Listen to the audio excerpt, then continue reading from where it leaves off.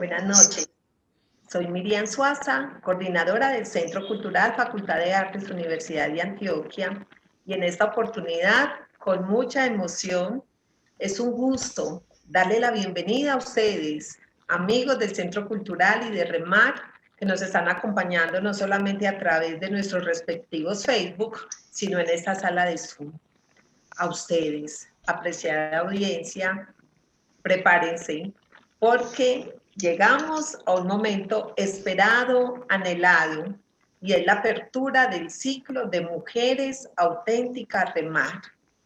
Justamente esto lo queremos hacer en un mes donde queremos hacer un reconocimiento a tantas y tantas mujeres del mundo, no solo por su labor, sino por su pujanza, su vitalidad y su empoderamiento, que nos permite, tal cual como sucedió en 1975, cuando fue institucionalizado el Día Internacional de la Mujer Trabajadora, conmemorar esa lucha que hemos tenido por participar en la sociedad, por emanciparnos en pro del desarrollo integral como personas y con esa participación dinámica en la política, en la cultura, en la sociedad y por supuesto en el arte.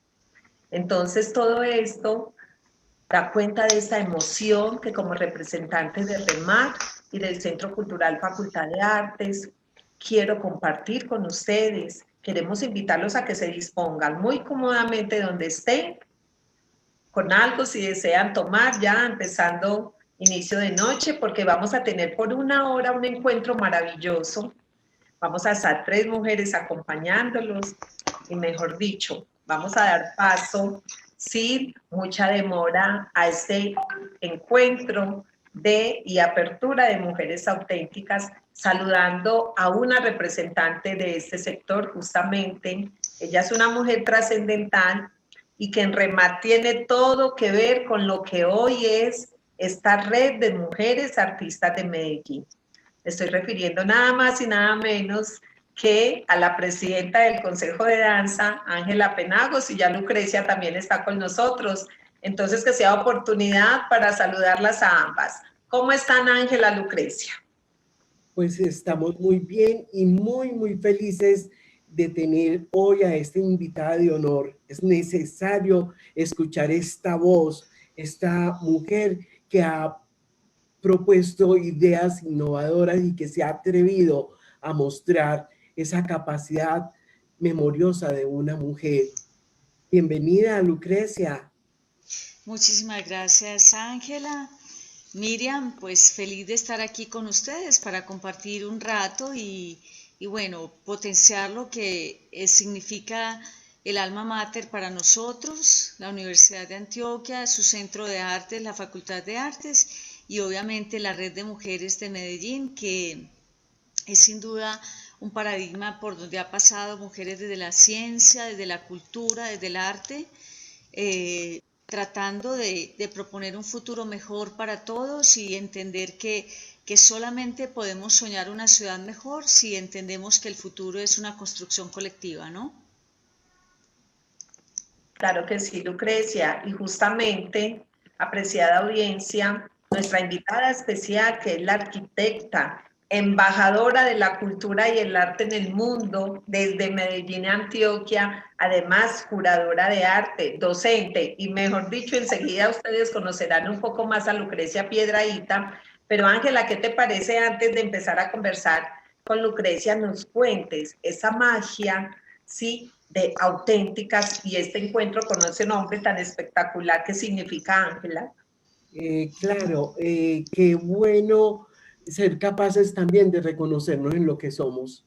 Las mujeres tenemos ese papel que estaba en blanco, pero que hoy estamos subrayando, entendiendo el lenguaje de la intuición, entendiéndonos en esa capacidad de descubrir nuestros poderes y decirlo sin ningún miedo, porque eso somos, mujeres auténticas. Señales en el espejo, Ángela, ese nombre tan sublime, ¿de dónde surge? Pues es un espacio de resignificación a través del espejo desde una perspectiva estética, la cual se constituye en la mirada de lo femenino. Y es por eso cuando nos miramos en el espejo, estamos encontrando unas respuestas y estamos encontrando nuestra forma. ¿Y quién mejor que nuestra invitada de hoy para que nos cuente cuál es esas señales en el espejo?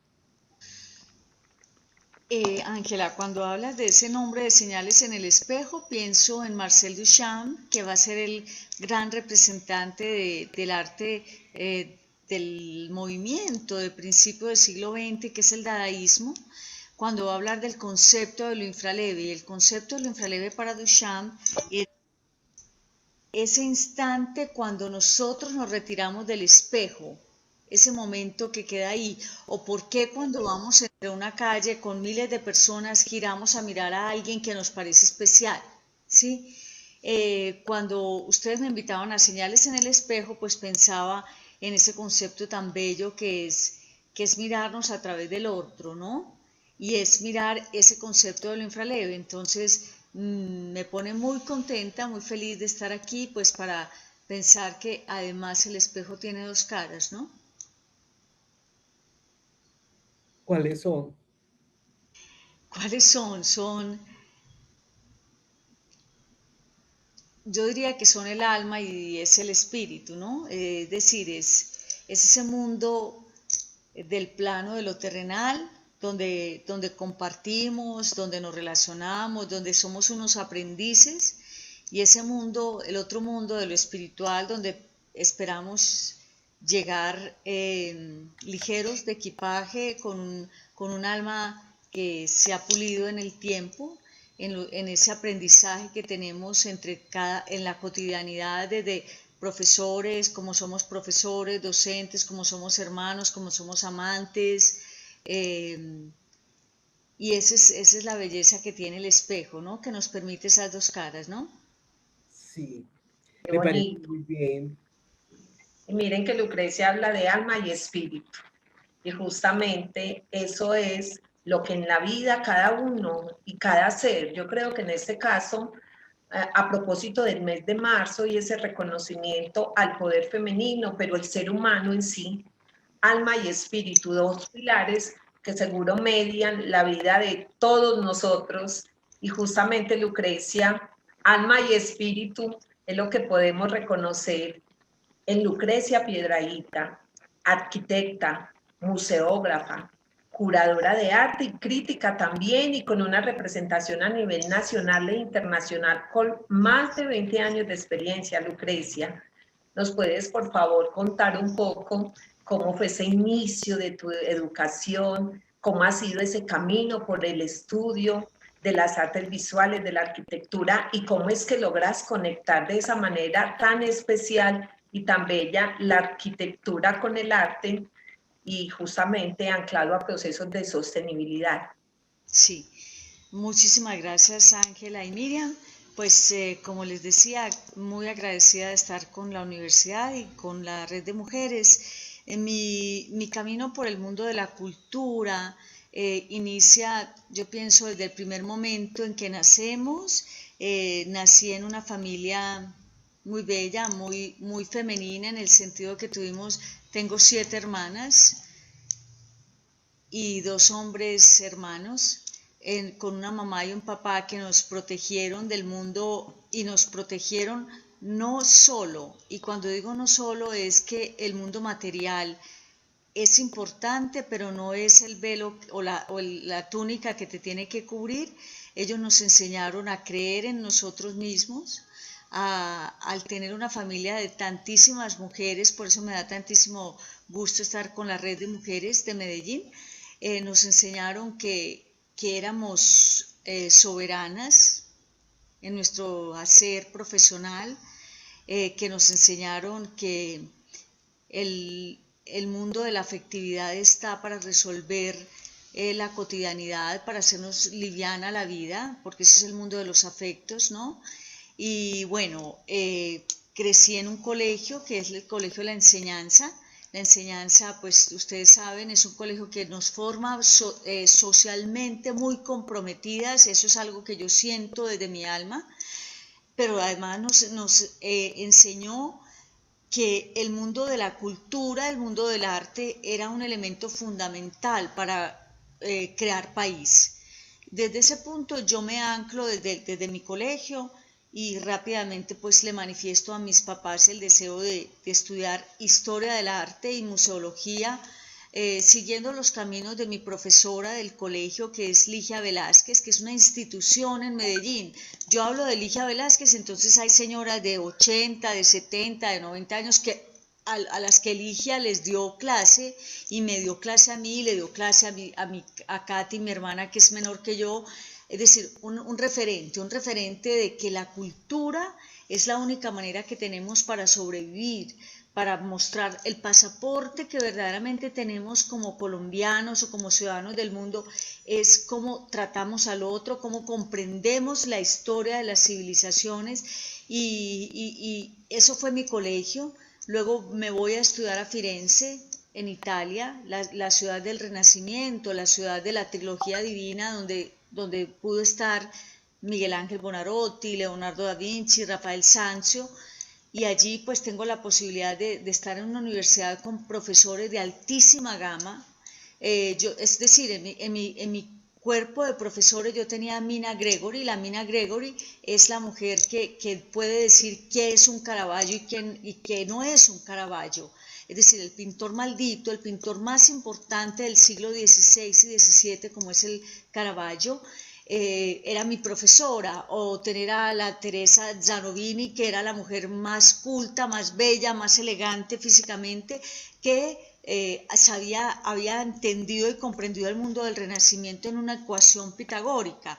Entonces, luego, es decir, mi formación está allá, luego regreso, entro a dirigir el Museo de Antioquia, muy joven, muy sardina, un museo al que me había llevado a mi colegio, porque es la formación de mi colegio, y yo entro a dirigir y a los 8 días tenía que recibir el presidente de la República, la primera dama, el presidente del Banco de México, el presidente de la UNESCO, el presidente de la ONU, y digamos, no me cambia el mundo, me da la posibilidad de entender que la cultura es un lenguaje común a todos, ¿no?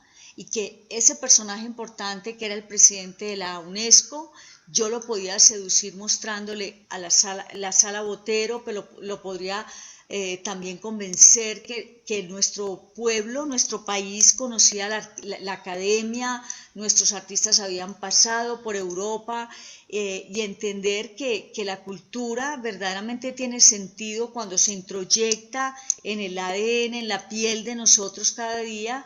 Entonces fui la directora del museo, la donación Botero la hace el maestro cuando estoy ahí diciendo: Lucrecia, tú le devolviste el glamour al Museo de Antioquia. Yo lo entendía como que yo había cogido los contenidos del museo y los había puesto en el pensum de los colegios públicos y privados de Medellín, o entrar a dirigir la Bienal de Medellín, que era mostrarle a la gente que el arte público es un arte que establece una relación entre ciudad y ciudadanía, es decir, la ciudad construida para ciudadanos, un espacio que me ha permitido ser la curadora del Ministerio de Cultura para los 2 eventos máximos del Ministerio, como es el Salón Regional de Artistas y el Salón Nacional de Artistas, ahí compartiendo con otros curadores, que me ha permitido ser la docente en Bolivariana, en la Universidad Nacional, en Bellas Artes, en EAFIT por tantísimos años, pero sobre todo, queridas Ángela y Miriam, es que yo siento que mi conexión con el mundo de la cultura, con el mundo del arte y de la arquitectura, como además egresada de arquitectura de mi universidad que tanto amo, que es la Universidad Bolivariana, pues es entender que este mundo tiene sentido si compartimos lo que sabemos, despojado de todo sentimiento de superioridad, y entendiendo que estamos aquí para ser aprendices y saber que el mundo del arte, de la arquitectura y de la cultura son pilares fundamentales desde cómo vives tu día a día profesional, pero sobre todo también de cómo vives tus relaciones con los otros y haces un equipaje para existir bien y estar bien, ¿no? Sí, así es. Yo creo que esa conexión y donde defines la arquitectura como un arte planetario, ese concepto me encantaría que lo ampliara. Bueno, cuando yo hablo de la arquitectura como un arte planetario, estoy hablando, yo entiendo la arquitectura como la piel de la ciudad, ¿sí? Y en este sentido, cuando hablo de la piel de la ciudad, estoy hablando de cómo tenemos que tocar los sentidos de cada uno de los ciudadanos, es decir, cada una de las personas que habitamos la ciudad somos tocados por el espacio público, por las relaciones que tenemos con lo doméstico, con la vivienda, con los umbrales que pasamos cotidianamente. Entonces, la arquitectura como piel de la ciudad tiene que ver mucho con mi proyecto de grado, que fue un proyecto de mención de honor de Bolivariana, que fue seleccionado para la Exposición Internacional del RIBA, el Royal Institute for British Architects, que es digamos, el instituto máximo de arquitectura en el mundo, que selecciona los mejores proyectos de grado. Yo ahí pude estar con un trabajo donde yo planteaba una mirada sobre la arquitectura de la vivienda colectiva como práctica política, y era cómo recuperar la vida social en altura, cómo podemos pensar una vivienda que no sea en esa ecuación de 90 grados, es decir, en esa ecuación reticulada como se constituyen nuestros edificios hoy, sino cómo podemos generar una vivienda a futuro, y cuando digo a futuro es que el futuro es hoy, planteando unas relaciones con la sostenibilidad, con los materiales que utilizamos, con entender que la gente de nuestra ciudad, nosotros somos una mixtura muy extraña entre una ciudad urbana y una ciudad rural. Nosotros venimos de unas familias que crecieron en los pueblos, ¿cierto? Y para ellos, y cuando vamos a los barrios nuestros de periferia, nosotros vemos, por ejemplo, cómo la calle es la sala de la gente. Entonces ustedes me dicen, pero Lucrecia, ¿cómo así que tú vas a Santo Domingo en este momento, a Manrique, y ellos proyectan su sala social, su espacio de comprensión social en la calle, ¿sí? Entonces, eso es una concepción muy bella que viene desde nuestra casa de infancia o nuestra casa de lo que son nuestras residencias, o ligado a las memorias de nuestros papás que vienen de pueblos, ¿cierto? Entonces, el barrio mío que yo diseñé de ese barrio en altura significaba una comprensión que verdaderamente tenemos que pensar, y sobre todo en este orden mundial al que estamos asistiendo actualmente desde hace un año, ¿cierto? Y es entender que la arquitectura no solamente es el espacio que nosotros construimos físico de concreto, de ladrillo, sino que es un espacio de proyección de lo que somos nosotros como seres humanos, ¿sí? Con lo positivo, lo negativo, pero sobre todo cómo nos relacionamos con el otro, cómo podemos pensar nosotros una ciudad a futuro, en una ciudad que nos comenzó, en un futuro que nos comenzó hace un año atrás. Entonces, querida Ángela, cuando me preguntas ese ítem de la arquitectura verdaderamente como piel de la ciudad, yo te tendría que responder que es una ciudad que construimos todos los días, que es una ciudad que se moldea distinto todos los días, y que desde hace un año nos implica a nosotros sensorialmente, materialmente, y que tenemos que reunirnos como academia y como política pública para pensar una ciudad distinta, y sobre todo unos espacios desde lo doméstico distintos, ¿no? Qué bonito, Y qué bonito, Lucrecia. empezáramos a compartir imágenes para que hablemos como curadora de la Escuela de Verano en la Universidad Pontificia Bolivariana, en alianza con el Museo Leonardo da Vinci. Y yo quisiera, Lucrecia, aprovechar estas imágenes tan bellas, justamente hablando de estos proyectos trascendentales que van conectados también por esa fibra emocional, que nos contaras de esa idea de la vinculación ciencia, arte, tecnología e innovación, justamente relacionado con las imágenes que nos estás ofreciendo, donde no solo fuiste la diseñadora, sino la gerente y la curadora de ese gran homenaje internacional a Leonardo da Vinci, 500 años. Qué rico, bienvenida. Gracias.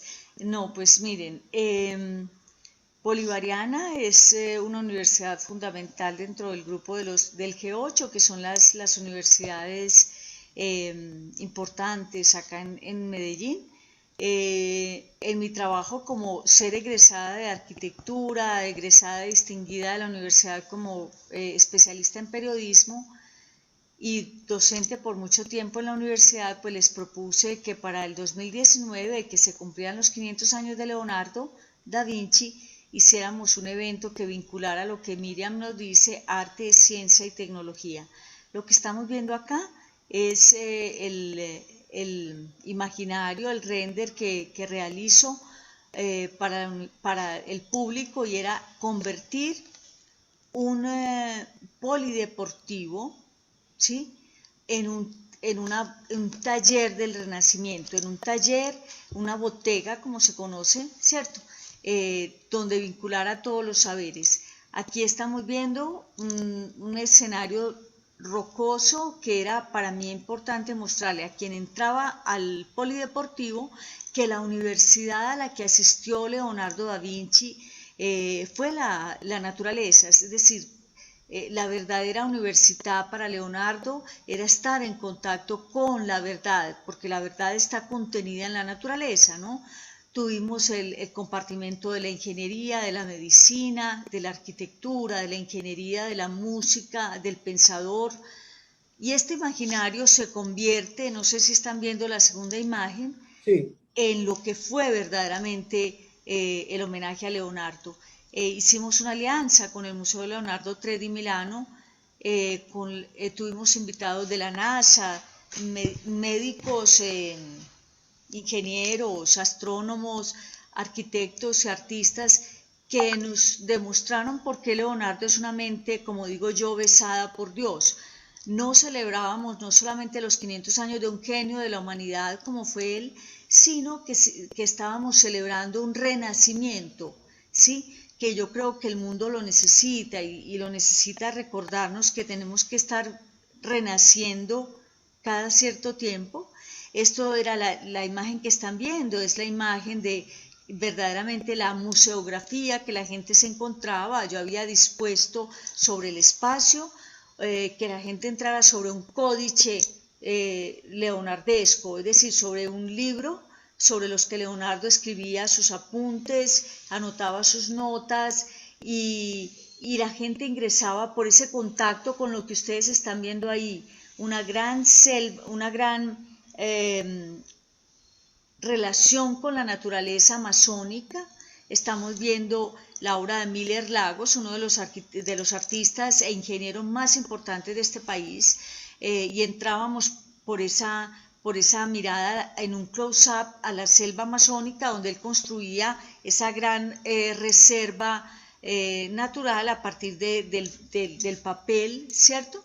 Encontrábamos toda la parte urbanística, y mi trabajo fue no solamente porque como yo me defino, es que a mí no me interesa que todo el público sepa la historia, no, a mí me interesa que la gente sepa cómo fue la historia, pero cómo esa historia nos involucra en la cotidianidad. Entonces, por eso, en este gran evento había arquitectos, científicos, artistas, músicos, ingenieros, que leían a Leonardo desde hoy, desde el siglo XXI, en un momento absolutamente particular donde el mundo entero estaba celebrando a este genio, ¿sí? Y ustedes aquí ven los rectores de las universidades del G8, Universidad Lasallista, la Universidad de Antioquia, Nacional, el CES, AFID, Escuela de Ingenieros, Universidad de Medellín y obviamente mi Universidad Bolivariana, al lado de esta gran selva amazónica de Miller Lagos, donde encontraban todos el G8, que en realidad nosotros hacemos ciudad verdaderamente construyendo no solamente la infraestructura física, sino lo que puede la cultura.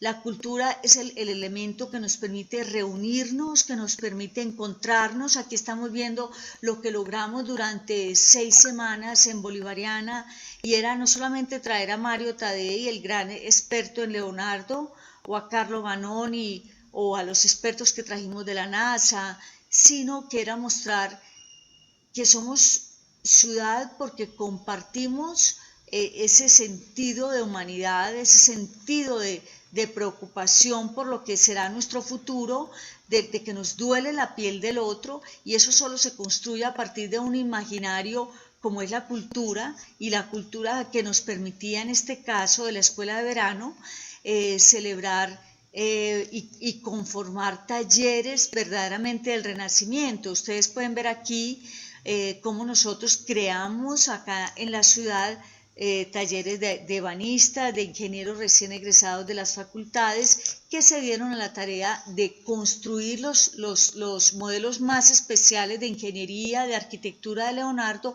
Pero luego yo decía, esto tiene, pues sí, es importantísimo, pero nosotros tenemos que seducir un público que por lo general es infiel, ¿cierto? Es el público joven.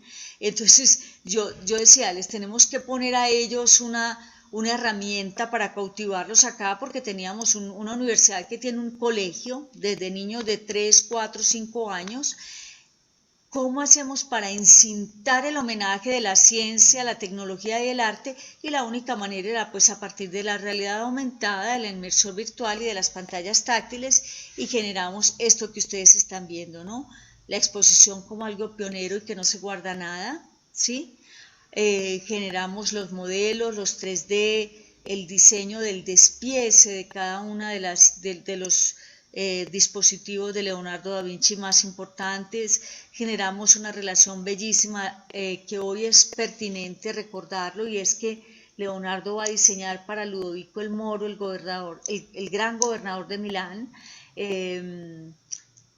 va a diseñar la ciudad ideal, y la ciudad ideal es esto que ustedes están viendo acá con nuestro público. Es una ciudad de 3 pisos básicamente, un piso por donde correrían las aguas negras, un segundo piso donde iría el transporte público, y un primer piso por donde estaría la ciudad para ciudadanos. La ciudad para ciudadanos se entiende en la calidad del espacio público, y Leonardo decía, es que nosotros solamente no vamos a estar en una conciencia de paz si yo siento que no hay diferencias entre el rico, el pobre, entre el gobernador de Milán y la señora que llega del campo a vender sus productos. Era un concepto que es vigente hoy y que los grandes urbanistas y arquitectos están trabajando, y en mi papel como arquitecta y teórica de la arquitectura para mí es importantísimo, y es cómo hacemos que la ciudad no sea un lugar de digresión, sino de congregación, y es verdaderamente desde ese sentido de lo social, ¿no?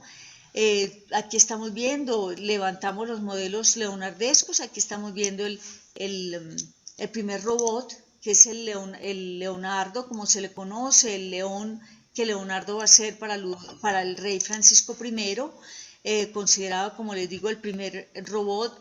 Levantamos la maqueta de cómo Leonardo planteaba el vuelo, ¿no? El vuelo, cómo podríamos volar en helicópteros, en avionetas, en aviones. Leonardo lo soñó, ¿no? Pero bueno, lo soñó porque Ícaro ya desde Grecia nos había contado cómo era esa sensación. Tuvimos el primer carro, que lo están viendo acá en este modelo, y levantamos los 10 poliedros que Leonardo diseñaría para el libro de la Divina Proporción. El libro de la Divina Proporción es el número de oro, es el número sagrado, es el número que depura, civiliza. Lo que ustedes están viendo acá, queridas Ángela, queridas Miriam, y las personas que nos escuchan, lo que quiero yo demostrarles es que no hicimos solamente un trabajo desde la estética, desde el arte, de la arquitectura, desde la ingeniería, sino que en este proyecto lo que quiso mostrar Bolivariana fue demostrar que la única manera de hacer ciudad es partiendo de una relación de equilibrios, ¿no? Y estos son los sólidos platónicos de Leonardo, que solamente podemos convocar públicos jóvenes si tenemos una interactividad, una realidad virtual, una realidad digital. De lo contrario, estamos en la periferia porque el mundo nos cambió. Entonces nosotros al final, en el segundo semestre del 2019, antes de comenzar la pandemia, Bolivariana había apostado por un proyecto que solamente podíamos comprender la mente del Renacimiento, la mente de ese hombre besado por Dios, y cómo podíamos entrar a comprender su cerebro si nos montábamos en una bicicleta como ustedes están viendo ahí y navegar sobre ese hombre que supo comprender el arte, la ciencia, la técnica, ¿cierto? Descubrir nuevos talentos para la ciudad, como fue artistas de primer renglón, artistas periféricos que están en barrios donde no tienen oportunidad de estar en el mundo del arte y que, bueno, mi trabajo como curadora fue descubrirlos, entregarle a la ciudad y al mundo una recopilación de las 50 grandes ideas e inventos de Leonardo, traer los mejores del mundo para hablar de ese momento histórico donde las ciudades o el mundo estaba celebrando el humanismo.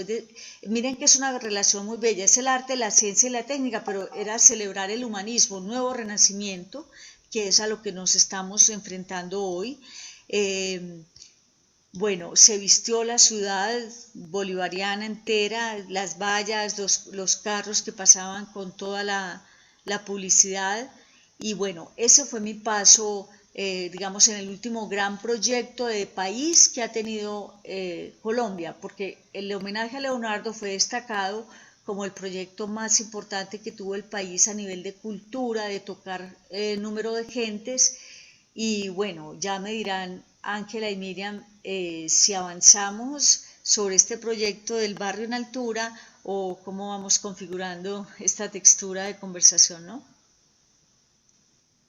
Miriam, tienes la palabra. Claro, Lucrecia, indudablemente, no, qué maravilla. Y yo creo que toda nuestra audiencia está aplaudiendo, muchos aplausos, pero sobre todo desde el corazón, porque es muy bello cuando no solamente se evidencia un intercambio y una fusión de arte, ciencia, conocimiento, sino de estos profesionales, tú dices, arquitectos, científicos, ingenieros, todos vinculados en una apuesta donde finalmente es el nuevo renacimiento con sentido social. Lo dices, con sentido social, sentirnos vinculados, sentirnos congregados a través justamente del arte, la tecnología y la innovación.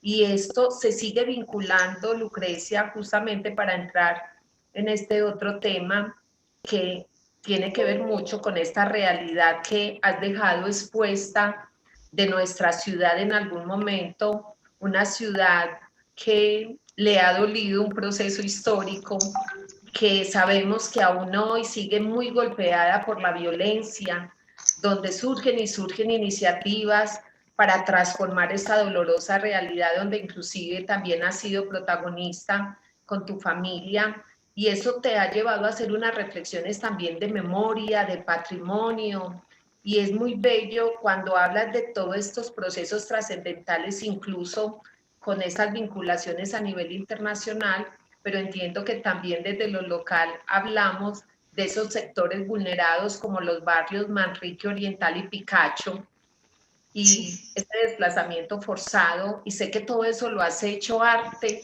y creo que el Museo de la Memoria ha entrado ahí en una posición trascendental. ¿Será que nos cuentas un poquito de estas realidades hecha arte? Sí, Miriam, mira, les decía, pues mi familia ha puesto una cuota dolorosa en el tema de la guerra o cómo tenemos que sanar las heridas con el asesinato de nuestro papá. Estudiando la especialización en periodismo en Bolivariana y luego la especialización en política en EAFIT, mi trabajo, yo me quise acercar a las comunas, ¿no? A las comunas era finales de los años 90, principio del 2000,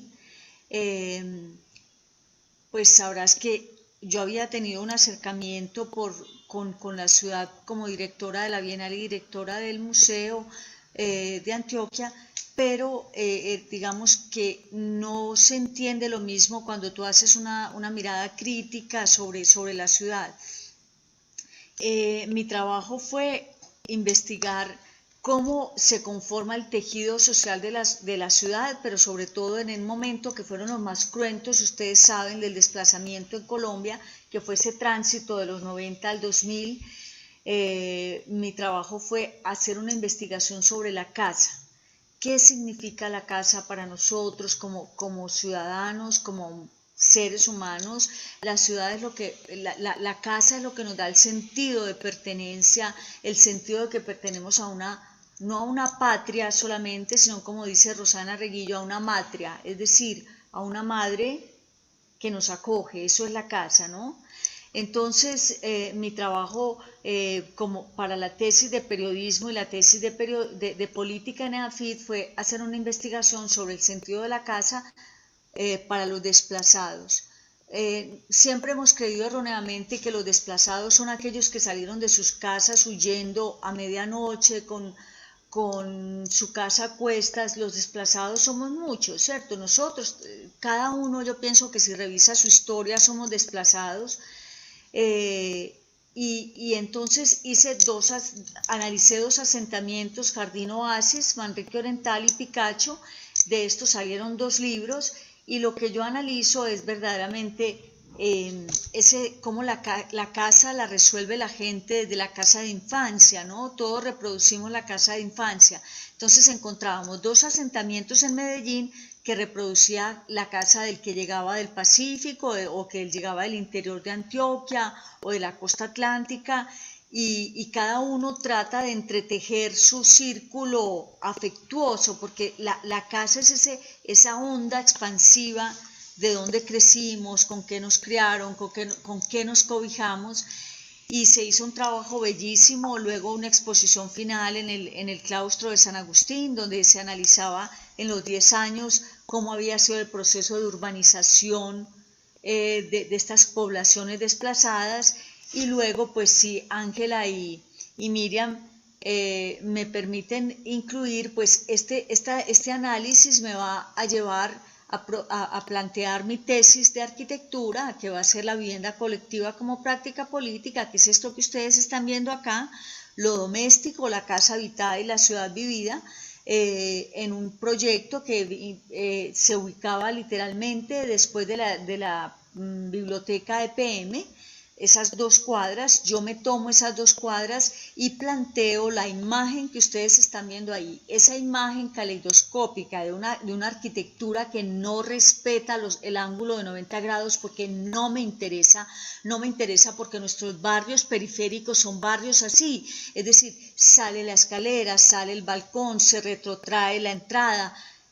Yo quería que verdaderamente se recuperara esa vida social en altura, y voy a proponer este barrio en altura, y es una nueva geografía de oportunidades. Yo propongo en este barrio la vivienda productiva y la vivienda progresiva. La vivienda productiva, las células negras que ustedes están viendo en pantalla, donde está ligado a la vivienda familiar, y la vivienda progresiva era porque mi interés era que la gente... Miren, cuando vamos a los barrios populares, la gente es feliz diciendo: yo tengo una terraza, o tengo una losa, o tengo aquí arriba de mi casa, va a generar o va a diseñar su casa mi hijo, mi hija. Es decir, la idea de que la familia, el papá y la mamá tienen sosiego porque sus hijos van a construir sobre ellos. Esto es este edificio que, como les digo, fue pues seleccionado por el RIVA como una vivienda, una apuesta muy de muchísima vanguardia, y el año pasado fuimos finalistas en el concurso Architizer, un proyecto en el que nos proponían el tema de sostenibilidad, y era pues el centro, ustedes saben, es una zona con muchísima contaminación, muchísimo problema de sostenibilidad, de bioclimática. Entonces el proyecto estaba planteado en términos de pieles, de membranas, de muros a partir de la arcilla cerámica. Aquí hay un close-up en una escala donde yo genero un loop para mostrar que ese edificio que ustedes están viendo tiene un primer piso absolutamente permeable, poroso, ¿sí?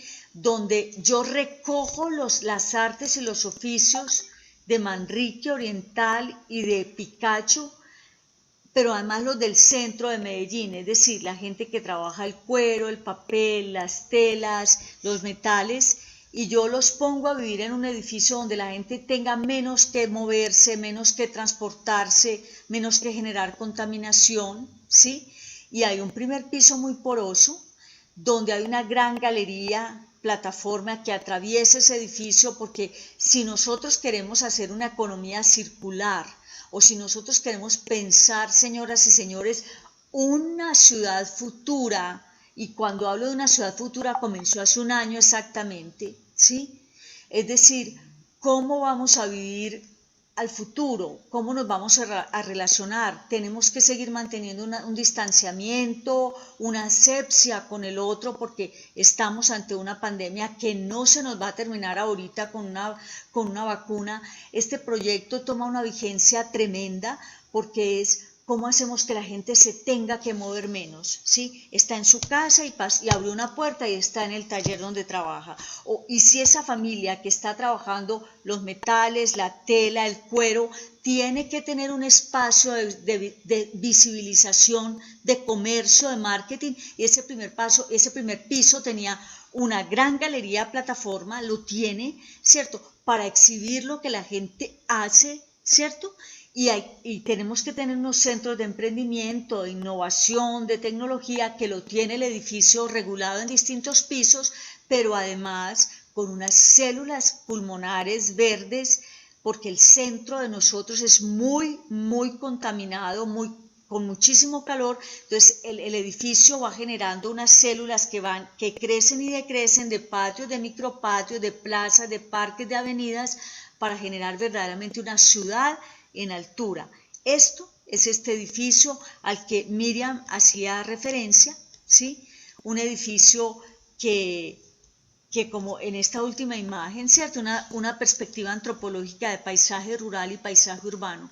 Yo pienso que ese es el quid de mi edificio, al que con Argos en este momento estamos desarrollando unas piezas de pieles de la ciudad, pero que para mí es importantísimo entender que esa perspectiva antropológica de paisaje rural y paisaje urbano es que nosotros como diseñadores de la ciudad o como personas que vivimos la ciudad, tenemos que acortar las distancias sociales que tenemos para verdaderamente pensarnos algún día como un país civilizado, ¿no?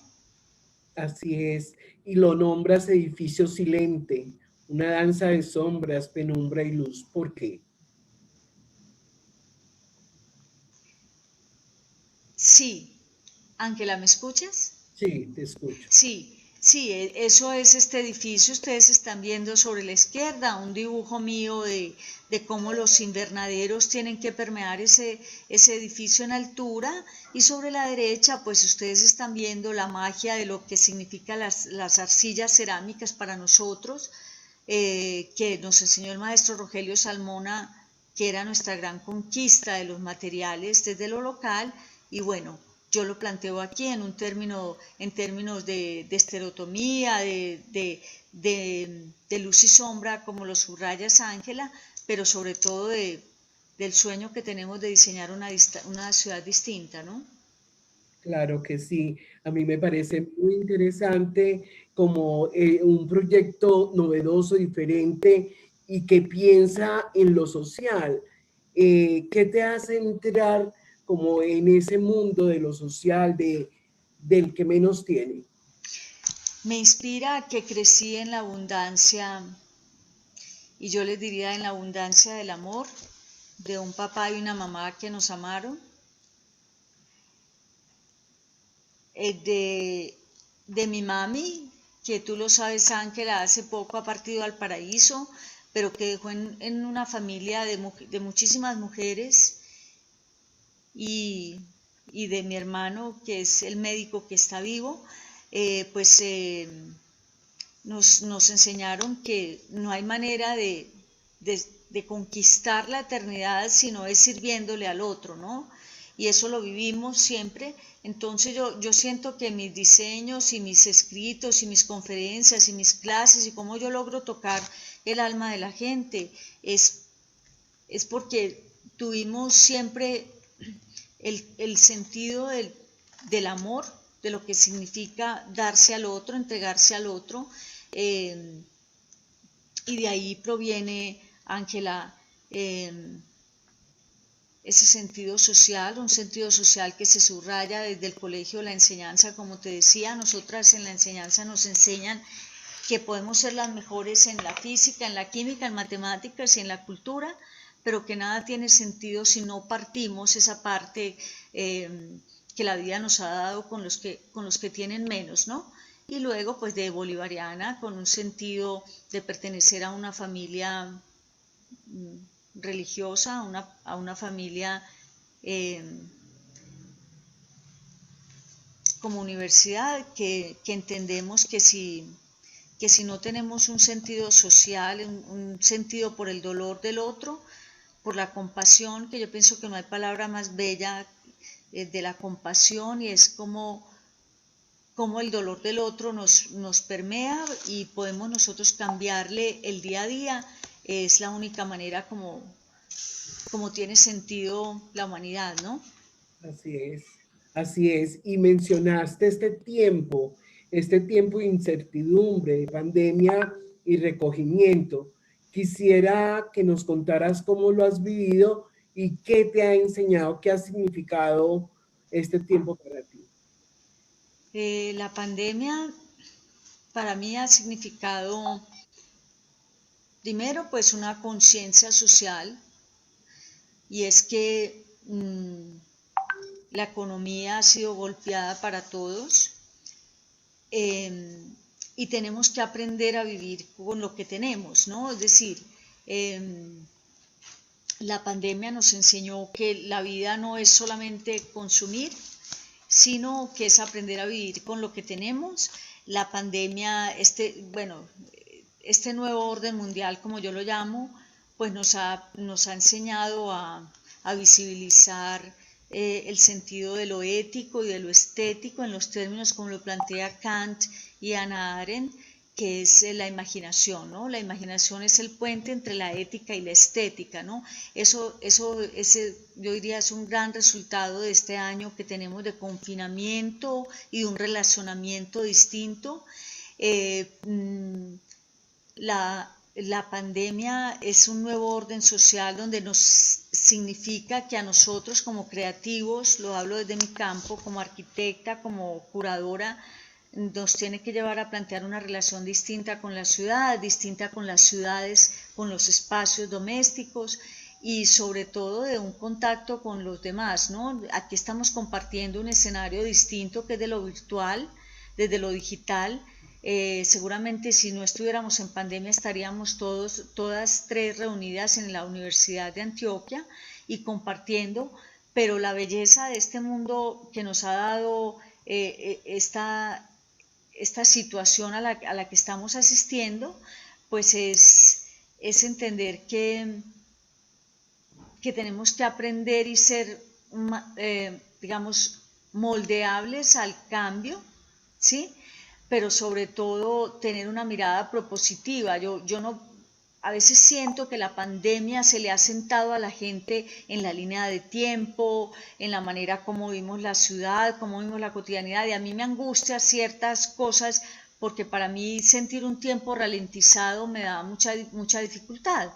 Pero pienso que hay otro grupo de gente, y estamos ahí, en que nos levantamos pensando que la ciudad tiene que ser distinta, que nos podemos reunir por este medio y estamos celebrando la vida, pero que hay que tener una mirada propositiva y digamos, de vanguardia y pensar que esto a lo que estamos asistiendo nos tiene que llevar a una relación de equilibrio con la naturaleza, ¿no?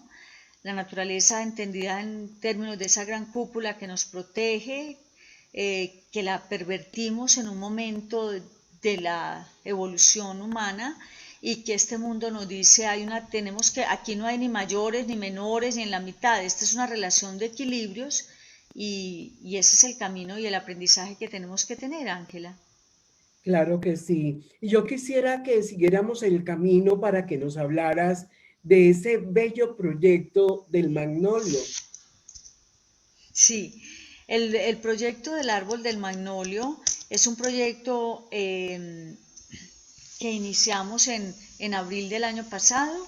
Es un proyecto que vincula arte, ciencia y tecnología. Es la primera vez en Colombia que desarrollamos una exposición virtual de no solamente en costos económicos, porque es tal vez una de las exposiciones más costosas privadas que hemos tenido, sino que le estamos entregando a la gente la posibilidad de reflexionar en la relación de arquitectura, de naturaleza, de paisaje, de arte. Una exposición que se hizo en una casa privada acá en Medellín, en el barrio El Poblado, una casa con un patio muy bello, y que mi trabajo fue estructurar no solamente el concepto curatorial y museográfico, sino conducir la obra del artista Animesa, que fue quien nos vinculó, un artista que trabaja escultura clásica, y que mi trabajo fue decirle, bueno, cuando ella nos dice queremos hacer una exposición del árbol del magnolio, pues lo que hicimos fue generar un archivo de ese árbol tutelar, los árboles como esos dispositivos que nos han acompañado por años, y generamos una exposición con una mirada muy selectiva de la obra del artista Animesa, pero sobre todo una relación muy bella de participación, de cómo este nuevo orden mundial, les digo, pues los museos están restringidos, entonces abrimos una casa privada donde la gente iba y generamos una exposición virtual como esto que ustedes están viendo en pantalla, en una relación muy bella que planteaba yo sobre la arquitectura medieval, ¿sí? Y un diseño arquitectónico y museográfico para la exposición virtual. ¿Por qué entonces ustedes me preguntarían, bueno, ¿y por qué Lucre planteas una mirada de la arquitectura medieval? Pues porque, señoras y señores, en la Edad Media las grandes multinacionales eran los monasterios. En los monasterios estaban los ingenieros, los arquitectos, los médicos, los científicos, los teóricos, que sabían desde conducir las aguas de un río hasta disecar pantanos, es decir, era todo el conocimiento allí resumido. Yo lo traslado al árbol del magnolio en este momento histórico para generar verdaderamente una mirada propositiva sobre el futuro. Aquí estamos viendo ya unas imágenes de cómo generamos ese diseño arquitectónico desde la oficina, y estamos en este momento para el 8 de marzo en un lanzamiento nacional e internacional de una exposición que nunca se había hecho en Colombia, y es que cada uno de nosotros sea un avatar que va a recorrer esa relación entre paisaje, naturaleza y sobre todo en una mirada propositiva por el futuro al que estamos asistiendo. Entonces, Ángela, eso es el árbol del magnolio, ¿no? Qué belleza, sobre todo que entrar a las casas para volverlas museo. Yo siento ahí como dar permiso para que hagamos de esos espacios que habitamos el arte y la cultura. Cuéntanos qué es lo que sientes para defender el patrimonio y para hacer memoria y saberes ancestrales. Sí, considero que el tema de saberes ancestrales y tecnologías de punta primero es una línea sobre la que trabajamos acá en la oficina con Neila Castillo, que es una de las antropólogas más serias y más reconocidas de la ciudad. ¿Qué hacemos con Neila? Es que para mí es importantísimo desarrollar un tema alrededor de una revisión a la historia, ¿sí? De una revisión a los saberes ancestrales ligados al utillaje. Pues yo crecí en las fincas de ganado, pero también en las fincas del cacao, del café, de la caña de azúcar. Creo que todos vimos nuestras fincas con unas cocinas que eran negras de lo que soltaba la leña, del fogón de leña, de coger las arepas que íbamos a comer en el desayuno, en esos cuencos antropológicos, como digo yo. Entonces nos hemos dedicado, Miriam y Ángela, a desarrollar una investigación alrededor del utillaje. Hemos avanzado muchísimo. lo he compartido con el presidente de Nutresa, con el vicepresidente de Argos, con el presidente del SENA, y ahora en un proyecto muy bello que vamos a comenzar sobre la cocina de Córdoba, la cocina de Montería y la cocina cordobesa, porque pienso que no hay momento histórico mejor como el que estamos asistiendo si no ponemos un retrovisor a mirar que esa historia, que esa tradición tiene sentido si nosotros lo vinculamos con las últimas tecnologías de punta. Pero entiendan ustedes, queridas, lo que les voy a decir, no es entender que esa herramienta o que ese instrumento fue desplazado por las nuevas tecnologías. En el análisis nuestro es entender que esa herramienta que utilizas hace 100 años, 200 años, es tecnología de punta porque aún sigue vigente. ¿Sí me entienden? Entonces eso es lo bello, porque estamos creyendo que si no es la tecnología de punta, que es el láser, o que si no lo tenemos aquí en el celular no existe, es decir, sin esto, eso no existiría. Entonces mostrarle a las nuevas generaciones y a nosotras mismas, es mostrarnos como, wow, qué belleza es la historia que tenemos, la tradición, la mixtura de lo que somos nosotros como país en influencia árabe, estamos hablando específicamente en la costa, árabe, judía, italiana, nosotros como españoles, con los españoles, es decir, somos un país de muchísimas regiones, y es mostrar cómo eso que viene de nuestras culturas prehispánicas tiene un valor y tiene un sentido y nos tiene que hacer sentir orgullosos. Por eso México es lo que es. México nunca desechó su historia prehispánica, se sienten orgullosísimos y por eso son patrimonio mundial de la humanidad, y por eso es el país más visitado en Latinoamérica a nivel cultural y de turismo.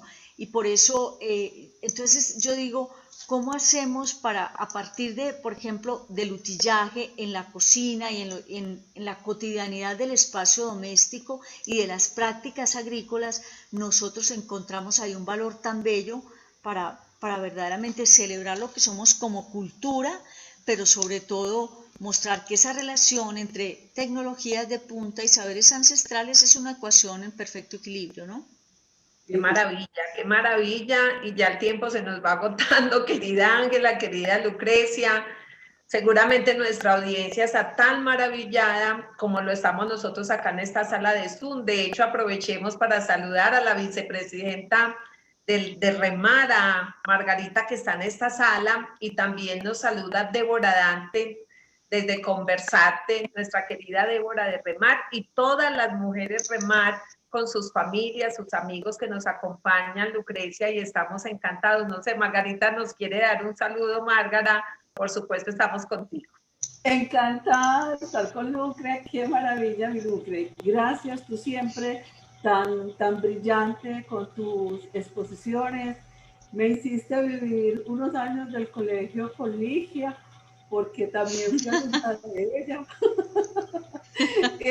No, te digo que sinceramente maravillada y agradecida contigo por todo este espacio de ciencia, de arte, de cultura, que pudimos compartir como abrebocas a este programa que tenemos con Remar.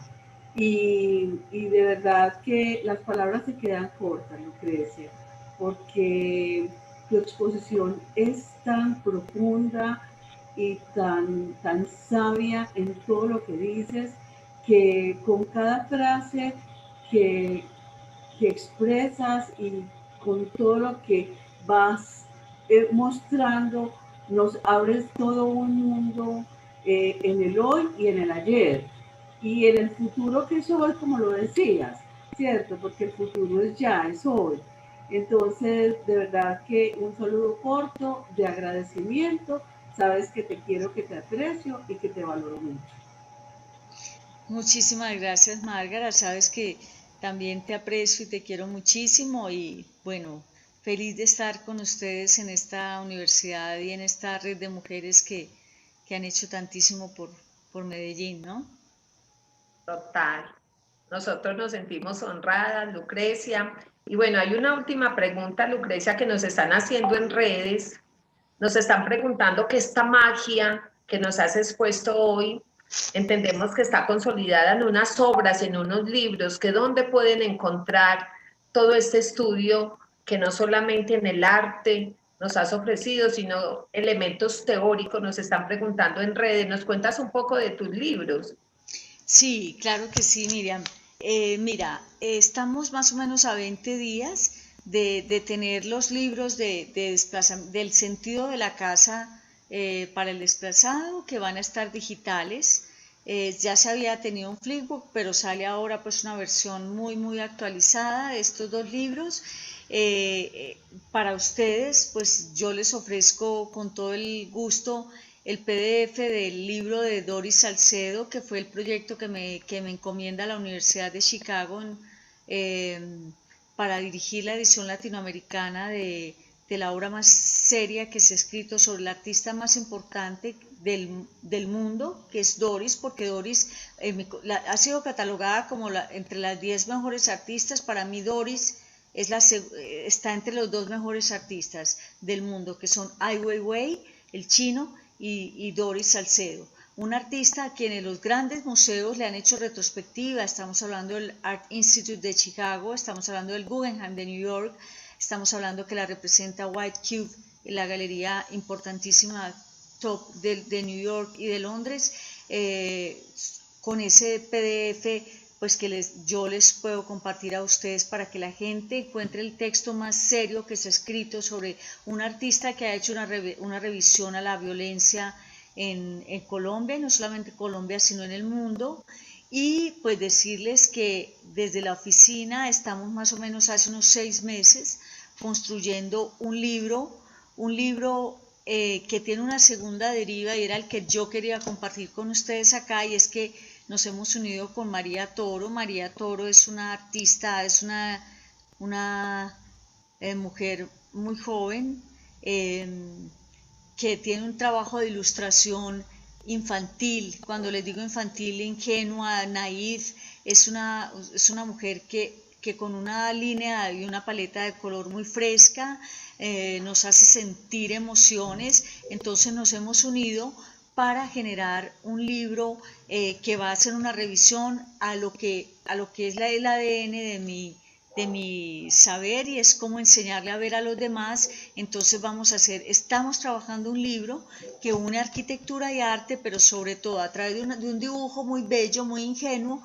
pero de cómo comprender el mundo de las formas, cómo comprender el mundo de la arquitectura, cómo comprender el mundo de las ciudades y cómo relacionarnos entre todos desde una mirada prospectiva del arte y de la arquitectura. Entonces eso va a ser una belleza de libro que esperamos tener para el cierre de año, queridas Miriam, Ángela y Márgara. Así Maravilloso. Es, qué belleza. Y somos Remar. Así es, somos Remar. Ángela, Margarita, ¿algún comentario adicional? ¿Alguna pregunta para Lucrecia, o quizás Lucrecia, un mensaje ya de despedida en esta apertura de Mujeres Auténticas Remar?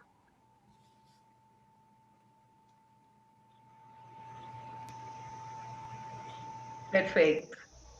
Lucrecia, una mujer que ustedes se dieron cuenta trascendental a nivel profesional, pero con un corazón lleno de amor, lleno de sensibilidad y gratitud por su esencia familiar, su esencia de formación, y que ha hecho con todo ese amor simplemente la transformación de las vidas, la transformación del mundo, y dejando a Medellín, a nuestra ciudad, a nuestro país en alto. Lucrecia, de parte del Centro Cultural Facultad de Artes, y por supuesto de tus amigas y colegas de Remar, mi Dios te pague, porque nos has permitido esa luz que vemos tan hermosa en esa imagen, irradiarla en los corazones de toda nuestra audiencia.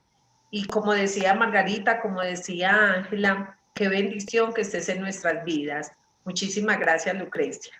Gracias, Miriam, a ti, a Ángela, a Margarita y a quienes han estado acá presentes. Me siento muy feliz de hacer parte de este círculo que pensamos el mundo en otros términos, ¿no? Total, total. A la presidenta de REMAR, nuestra amiga Ángela Penagos y por supuesto también a nuestra cómplice Margarita Gómez que está en sala, a todos ustedes, amigos del Centro Cultural y de REMAR, que se conectaron a través de esta pantalla por nuestros Facebooks y nuestra sala de Zoom.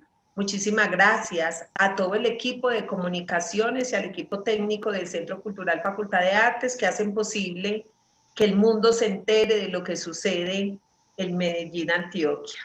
En 8 días, mejor dicho, el próximo lunes, ¿no es cierto, Ángela? Justamente el 8 de marzo. Ángela, cuéntanos por favor para que cerremos qué vamos a tener el 8 de marzo. Están invitados porque esto se sigue. El primer Foro Internacional de Mujeres Auténticas en el Corazón del Pensamiento y con el sello de Mujer Auténtica. Estaremos a las 6 de la tarde con diferentes mujeres nacionales e internacionales dando nuestra voz y reconociendo eso tan hermoso que es ser unas mujeres que marcamos un camino distinto y que nos atrevimos a salir del molde. Los esperamos. Así es, y con estas palabras les deseamos un buen descanso, una buena noche. Muchísimas gracias y hasta pronto. Hasta luego. Hasta luego. Gracias.